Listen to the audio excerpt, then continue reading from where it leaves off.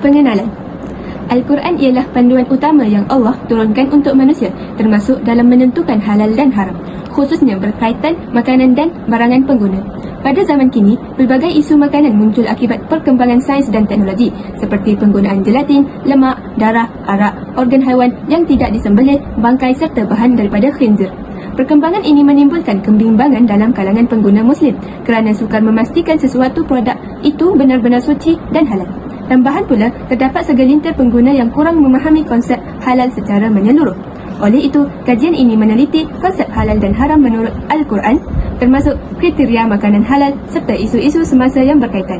Dalam masa yang sama, kajian ini juga bertujuan menjelaskan konsep dan perbezaan antara makanan halal dan haram menurut perspektif Islam dan sains. Seterusnya, menghuraikan prinsip-prinsip pengharaman makanan berdasarkan panduan syariah dan penemuan sains moden. Selain itu, kajian ini turut membincangkan pengaruh makanan halal terhadap pembinaan sahsiah individu, khususnya dari aspek kerohanian, akhlak dan gaya hidup seseorang Muslim. Sehubungan itu, Al-Quran kekal sebagai rujukan asas dan paling relevan dalam menentukan hukum pemakanan pada masa kini, agar konsep halal tayyiban, halal baik dan bersih dapat dipastikan serta diamalkan dalam kehidupan seharian. Objektif 1. Menjelaskan konsep dan perbezaan makanan halal dan haram menurut Islam dan sains. Pengertian halal. Halal berasal daripada bahasa Arab, iaitu daripada perkataan halal yang bermaksud diizinkan, dibenarkan atau tidak dilarang. Dari segi istilah pula, halal merujuk kepada sesuatu yang diizinkan untuk dilakukan atau digunakan mengikut ketentuan akal dan syariat Islam. Contoh makanan halal seperti kurma, daging kambing, buah-buahan, sayur-sayuran, susu dan lain-lain. Pengertian haram. Perkataan haram berasal daripada bahasa Arab, iaitu harama yang bermaksud larangan. Oleh itu, haram dapat difahami sebagai sesuatu yang membawa maksud hukuman, dosa dan celaan. Dari segi istilah pula, haram merujuk kepada setiap perbuatan yang dilarang dan dicela oleh syarak, yang dituntut untuk ditinggalkan berdasarkan dalil yang jelas dan pasti, disertai dengan ancaman hukuman bagi pelakunya dan ganjaran bagi orang yang meninggalkannya. Ciri-ciri makanan halal. Bersih dan baik, iaitu tayyib. Tidak mengandungi najis, diperoleh secara sah dan bermanfaat untuk kesihatan jasmani dan rohani. Surah Al-Baqarah ayat kedua, Allah berfirman, "Wahai manusia, makanlah sebahagian makanan di bumi yang halal lagi baik dan janganlah mengikuti langkah-langkah syaitan. Sesungguhnya ia bagimu merupakan musuh yang nyata." Hadis Bukhari Muslim ada meriwayatkan, sesungguhnya yang halal itu jelas dan yang haram itu jelas. Makanan halal dari sudut sains mengandungi nutrien seimbang, mengurangkan risiko penyakit seperti obesiti melalui pemakanan bersih. Ciri-ciri makanan haram pula, iaitu bahan larangan tegas seperti bangkai, darah mengalir, daging babi atau sesuatu yang disembelih bukan dengan nama Allah. Surah Al-Ma'idah ayat ketiga, Allah berfirman, diharamkan bagimu bangkai, darah, daging babi dan binatang yang ketika disembelih disebut nama selain Allah. Hadis Bukhari dan Muslim ada meriwayatkan Rasulullah SAW melarang memakan setiap haiwan buas yang bertaring. Makanan haram dari sudut sains seperti daging babi berisiko mempunyai trichinella, iaitu cacing, darah tinggi, asid urik dan patogen. Kesimpulannya, makanan halal ialah makanan yang diizinkan oleh syariat, bersih, suci, diperoleh melalui cara yang sah serta disembelih dengan menyebut nama Allah. Makanan halal juga memberi manfaat kepada jasmani dan rohani serta terbukti baik dari sudut sains dan kesihatan. Sebaliknya, makanan haram ialah makanan yang dilarang dan dicela oleh syariat kerana mengandungi unsur bahaya, najis atau diperoleh melalui cara yang salah seperti tidak disembelih mengikut hukum Islam. Makanan haram juga dibuktikan oleh sains boleh membawa risiko penyakit dan kemudaratan kepada manusia. Oleh itu, jelas bahawa makanan halal membawa kebaikan dan memenuhi tuntutan agama serta kesihatan, manakala makanan haram membawa mudarat dan ditegah oleh syariat. Objektif yang kedua, menghuraikan prinsip-prinsip Islam dalam pengharaman makanan mengikut Islam dan sains. Pengharaman itu disebabkan kotor dan memudaratkan darah haiwan. Dalam sudut Islam, darah merupakan cecair merah yang mengalir dalam urat darah. Ia dikategorikan sebagai najis dan mendatangkan kemudaratan. Ini kerana telah jelas di dalam Al-Quran dan As-Sunnah. Firman Allah, artinya, tiadalah aku peroleh dalam wahyu yang diwahyukan kepadaku sesuatu yang diharamkan bagi orang yang hendak memakannya, kecuali kalau makanan itu bangkai atau darah yang mengalir atau daging babi. Ini kerana sesungguhnya semua itu kotor atau binatang yang disembelih atas nama selain Allah. Dari sudut sains, Darah haiwan ialah cecair badan yang berfungsi untuk mengangkut nutrien, oksigen dan hormon serta membantu dalam sistem imunisasi haiwan. Ia terdiri daripada plasma, sel darah merah, sel darah putih dan platelet. Dalam industri pemprosesan produk makanan, darah biasanya digunakan secara meluas khususnya sebagai bahan tambah. Ia berfungsi sebagai ejen penyental, penambahbaikan struktur, pengemulsi, perasa dan seumpamanya.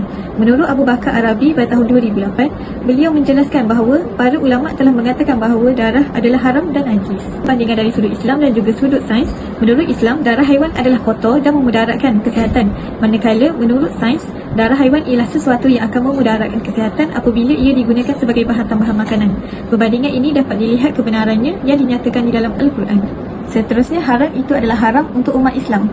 Arak. Dari sudut Islam, arak atau alkohol merupakan di antara bahan yang diharamkan dalam Islam. Semua jenis minuman yang memabukkan yang dihasilkan daripada apa juga bahan seperti perahan anggur, barli, beras, ubi kentang, jagung, gandum dan buah-buahan yang lain dikategorikan sebagai arak. Bahan-bahan ini menyebabkan hilang kewarasan akal. Al-Quran dengan jelas menegaskan pengharaman sesuatu yang memabukkan dengan firman Allah. Maksudnya, wahai orang-orang yang beriman, sesungguhnya meminum arak, berjudi, berkorban untuk berhala, bertenun nasib dengan panah adalah termasuk perbuatan syaitan. Maka jauhilah perbuatan-perbuatan itu agar kamu mendapat keuntungan. Pandangan sains tentang arak adalah bahawa ia adalah sebatian kimia yang dipanggil etanol. Dihasilkan melalui penyampaian yang bertindak sebagai dadah yang mempengaruhi otak dan boleh menyebabkan ketagihan. Pengambilan arak secara berlebihan dikaitkan dengan pelbagai risiko kesihatan seperti kerosakan hati, kanser dan kematian. Perbandingan menurut Islam dan juga menurut sains ialah menurut Islam, arak hukumnya haram untuk semua umat Islam kerana ianya boleh memabukkan dan menyebabkan hilang akal. Manakala menurut sains, ia menutup kewarasan akal untuk berfikir. Perbandingan ini menunjukkan kajian spesifik yang membuktikan kebenaran haram itu haram untuk umat Islam yang dinyatakan dalam Al-Quran. Seterusnya, kita akan lihat pengaruh makanan halal terhadap pembinaan sasiah individu. Yang pertama, jiwa yang tenang. Makanan yang halal lagi baik mempunyai hubungan yang sangat erat kepada jiwa, di mana dengan pengambilan makanan yang halal dan tayyib boleh membuat jiwa menjadi tenang. Tambahan lagi, Hamka menjelaskan dalam tafsiran Al-Baqarah ayat 168 bahawa pengambilan makanan yang halal dan tayyiban bermula daripada sumbernya, cara mendapatkannya hingga ke proses rantaian makanannya akan memelihara jiwa seseorang daripada menjadi kasar dan keras. Selain itu, hadis Nabi SAW berbunyi, Al-ithmu ma haka fi nafsik, menunjukkan bahawa perkara yang bertentangan syarak termasuk makanan haram akan menghilangkan ketenangan hati. Ini bermaksud, makanan yang diambil bukan sahaja memberi kesan fizikal tetapi turut mempengaruhi hati dan emosi. Rezeki yang halal membawa keberkatan dan ketenangan, manakala rezeki yang haram boleh menyebabkan kegelisahan hati. Selain jiwa yang tenang, pengambilan makanan halal dan tayyiban boleh memupuk seseorang individu agar memiliki hati yang bersyukur dan tahap kesyukuran seseorang hamba akan bertambah dalam. Allah berfirman, "Fakulu mimma razaqakumullahu halalan tayyiban washkuru ni'matallahi in kuntum iyyahu ta'budun." Dalam ayat ini, Allah menurunkan pelbagai rezeki kepada manusia. Namun, manusia disarankan untuk memilih dan mengambil rezeki yang disifatkan dengan sifat halal dan tayyib. Hal ini menunjukkan bahawa implementasi pengambilan makanan halal dan tayyiban dalam kehidupan dapat menjaga fungsi jiwa dan rohani dengan melahirkan insan yang sentiasa bersyukur dengan setiap nikmat yang diberi Allah. Individu yang yakin bahawa rezekinya halal akan lebih menghargai nikmat yang diterima, lebih redha dan tidak mudah merungut. Tiga pula ialah hati yang sabar. Hati yang sabar boleh diperoleh daripada mengaplikasikan pemakanan halal dan tayyiban. Justifikasinya, sabar dapat dilatih apabila seseorang berusaha melakukan kebaikan dan perintah Allah serta meninggalkan kemaksiatan dan sesuatu yang dilarang Allah. Syekh Ibnu Al-Utsaimin membahagikan sabar kepada tiga bahagian: bersabar dalam menjalankan ketaatan kepada Allah, bersabar dalam menjauhi kemaksiatan, dan bersabar dalam menerima takdir Allah. Menjaga pemakanan halal menuntut disiplin, kawalan diri dan keikhlasan. Inilah yang melatih jiwa supaya lebih sabar dan taat. Aspek kebersihan makanan yang ditekankan dalam konsep halalan tayyiban bukan sahaja bagi menjamin manusia mendapat makanan selamat dan sihat. Bahkan, aspek ini secara tidak langsung dapat menjaga kebersihan jiwa. Pemakanan yang digariskan syariat bukan hanya berkait dengan kesihatan jasmani, tetapi juga mempengaruhi cara pemikiran, sikap, hidup dan kejiwaannya. Di samping itu, impaknya dapat dizahirkan melalui kehalusan dan kekasaran budi seseorang. Hal ini kerana hati yang baik akan melahirkan individu yang berakhlak dan baik tingkah lakunya, seperti yang dinyatakan oleh Rasulullah SAW dalam hadis baginda, "Ala wa inna fil jasadi mudghah, idza salahat salahal jasadu kulluhu wa idza fasadat fasadal jasadu kulluhu, ala wa hiyal qalbu." Hadis ini menunjukkan bahawa hati adalah pusat pembentukan akhlak. Apabila sumber makanan seseorang bersih daripada perkara haram, hatinya juga akan lebih bersih dan mudah terdorong kepada kebaikan. Saya akan membantahkan dapatan isu semasa iaitu daging kultur atau daging sintetik. Daging kultur dihasilkan di ma'amal menggunakan sel haiwan melalui teknologi pengkulturan tisu dan diperkenalkan sebagai alternatif sumber protein bagi menangani isu keselamatan makanan global serta kelestarian alam sekitar. Penghasilannya dapat mengurangkan kebergantungan kepada penternakan konvensional yang memberi kesan negatif kepada alam sekitar. Namun, isu utama yang dibangkitkan ialah status halal dan tayyib, khususnya dalam kalangan pengguna Islam.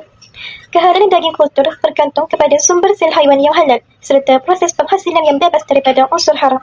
Dalam Islam, konsep halal perlu disertai dengan tayyib yang merangkumi aspek kebersihan, keselamatan dan kualiti makanan. Dari sudut sains pula, penekanan diberikan kepada keselamatan makanan, nilai pemakanan dan kesan terhadap kesihatan. Penerimaan masyarakat dipengaruhi oleh tahap kefahaman agama, faktor budaya, harga dan kemudahan akses. Kesimpulannya, daging kultur berpotensi sebagai alternatif makanan masa hadapan. Namun, penerimaannya bergantung kepada kejelasan status halal, pemahaman konsep halalan thayyiban serta jaminan keselamatan pengguna. Sekian, terima kasih. Kesimpulannya, kajian ini menerangkan konsep halalan thayyiban secara menyeluruh dengan memberi fokus kepada pemilihan makanan halal dan haram dalam Islam. Dapatan kajian menunjukkan bahawa pemahaman yang jelas tentang halal dan haram penting supaya amalan pemakanan selari dengan ajaran Islam di samping menjaga kualiti, kebersihan, keselamatan dan kesihatan pengguna. Konsep ini bukan sahaja memberi manfaat kepada umat Islam, malah sesuai diamalkan oleh masyarakat bukan Islam. Selain itu, makanan yang diharamkan dalam Islam boleh membawa keburukan dan dengan menjauhinya, umat Islam dapat memperoleh kebaikan dalam kehidupan. Akhir sekali, kajian ini membantu meningkatkan keimanan serta mengukuhkan keyakinan bahawa segala ajaran Allah dalam Al-Quran dan hadis adalah benar dan perlu diikuti.